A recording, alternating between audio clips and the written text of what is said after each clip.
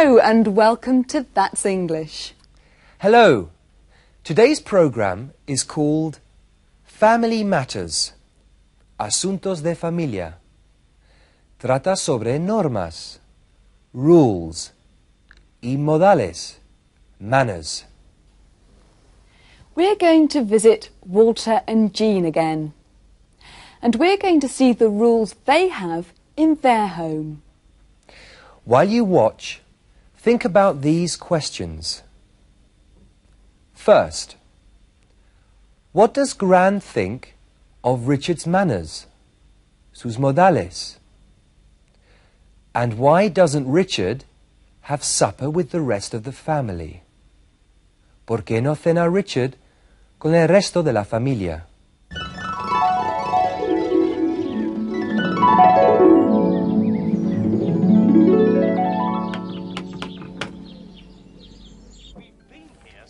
Richard, it's Gran. Go and open the door for her, please. Oh, must I? I'm watching this. Do as you're told. Now.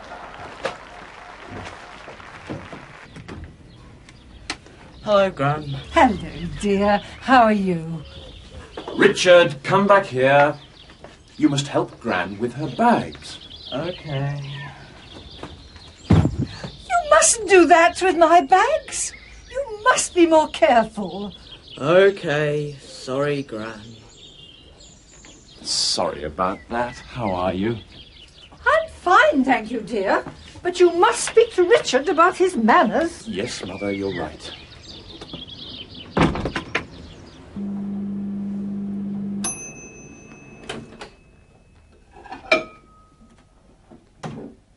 What's that? It's my supper. Aren't you having supper with us, young man? No, Gran. I have to go out. You don't have to go out. Dad. Walter, he shouldn't have burger and chips for his supper. He must have fresh vegetables with his meals. I can cook him some cabbage and potatoes. Richard doesn't like cabbage. His mother ought to be at home to cook proper food for him. Jean is working. A mother should be at home. She likes her job, and we need the money. In my day, a mother used to stay at home. A good mother ought to stay at home and look after her family. Could you answer our first question? What does Gran think of Richard's manners? I'm fine, thank you, dear. But you must speak to Richard about his manners. Well, she doesn't like Richard's manners, does she? No, I don't think she does. And I think she's right. But let's see. Richard no va a cenar con el resto de la familia. Aren't you having supper with us, young man? No, Gran. I have to go out. Tengo que salir.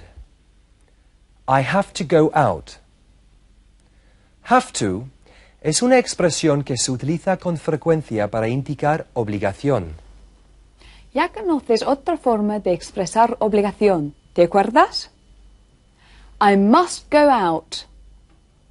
I must go out.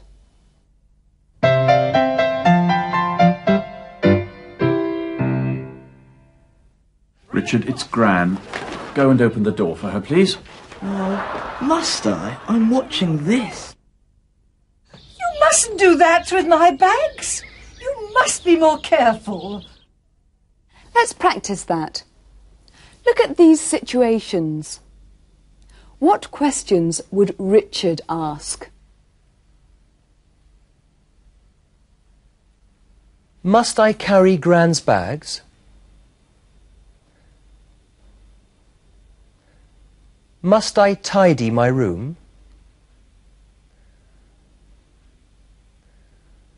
Must I do my homework? And now, what does Walter say? He's telling Richard what he must and mustn't do. You must carry Gran's bags. You mustn't watch television. You must do your homework. You mustn't go out. O sea, que must y mustn't expresan obligación. Ahora bien, Walter no era el único que imponía normas en la casa. No, la abuela también hablaba constantemente de lo que Jean debería hacer. Las palabras clave son should y ought to. His mother ought to be at home to cook proper food for him. A mother should be at home. A good mother ought to stay at home. Do you agree with Gran? Bueno, lo que nos interesa ahora son estas construcciones. Anteriormente habíamos utilizado las formas verbales should y ought to para dar consejo, pero en esta ocasión las hemos utilizado también para expresar obligaciones. Los verbos should, ought to, must y have to tienen significados muy parecidos. Es cuestión de matices. Por ejemplo, must y have to indican una obligación y es una forma de decir a alguien claramente lo que debe hacer. What do you think a good mother ought to do, Robert?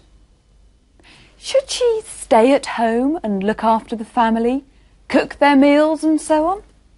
Well, I think the mother and father have the same duties. They should both look after the children. They should both look after the house, the food, the cleaning, everything. I agree with you. Thank you. It's time for our story again. Here are some important words that you'll hear. Strict. Strict means estricto. Ten mucho cuidado con la pronunciación de esta palabra. Strict. Comienza directamente por una S y a los españoles les cuesta mucho pronunciar esta S inicial. Strict. And Respect. respetar. And worried. Worried. Preocupado. Argue. Argue significa discutir, especialmente en la expresión to have an argument, que es algo así como tener una bronca. But our question for the next part of the drama is, what punishment does Gran suggest for Richard? ¿Qué castigo sugiere la abuela para Richard? What punishment does Gran suggest for Richard?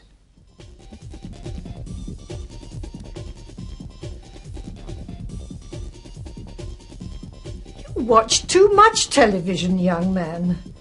It's not good for you. In my day, we didn't have television. We used to make our own entertainment. Yes, Gran. You should read more. It's important to read. Have you read Treasure Island? Oh. Walter, he mustn't watch TV all the time. He doesn't watch much TV. He has to do his homework, tidy his room, and iron his school clothes. Then he can watch TV. But some evenings he reads a book in his room. You ought to be proud of Richard. He does very well at school. He studies hard. He's a nice boy. He's got good friends. He's kind and he's generous. That's what's important. Can I go out now? You can go out, but you must be home by 10 o'clock. Dad, I'll be back at 11, I promise. No. Please, Dad. I said no. 11 o'clock is too late. But I don't have to get up for school tomorrow. You must be back here by 10:30. OK, Dad. Thanks. He mustn't argue with you, Walter. A father has to be strict. You didn't used to argue with your father, did you? No, because I was afraid of him. He was too strict. No, he wasn't. You respected him, and that was good for you. You should tell Richard exactly what he can and can't do. Yes, Mum, but children don't have to be afraid of their parents.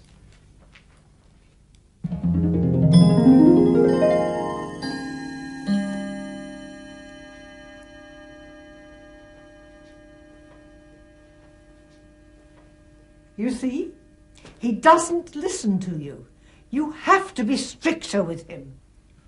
I have to talk to him. You must do more than talk to him, Walter. Perhaps something has happened to him.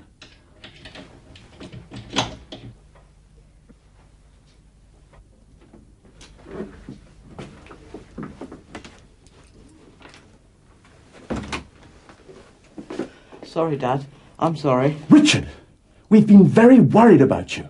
You should tell him that he can't go out in the evenings for a month and no TV. Mum, I want to talk to him first. I'm really sorry, Dad.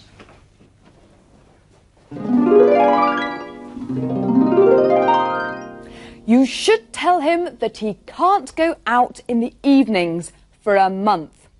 And no TV. Look carefully at that sentence. He can't go out. Can and can't are used when asking for permission. He can't go out. Significa que no puede salir.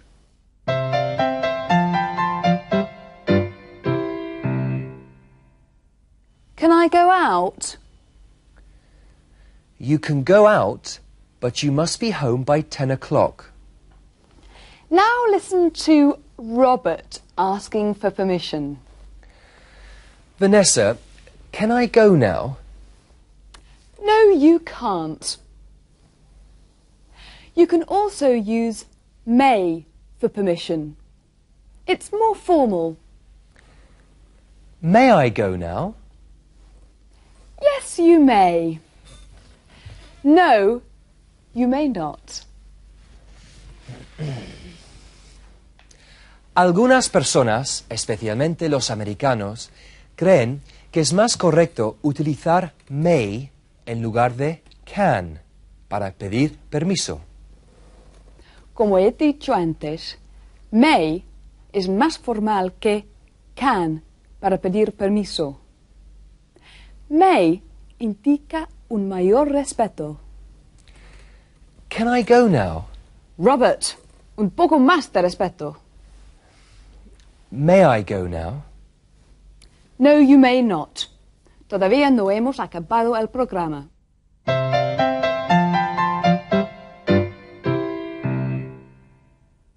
You didn't used to argue with your father, did you? No solías discutir con tu padre, ¿verdad? Did you used to argue with your father when you were a child, Vanessa? No, never. I used to argue with my father. I used to be a real problem. Used to be? That's all we have time for. Please join Robert and me for our next programme. We're going to see lots of people talking about the rules in their families. Goodbye. Goodbye. See you soon.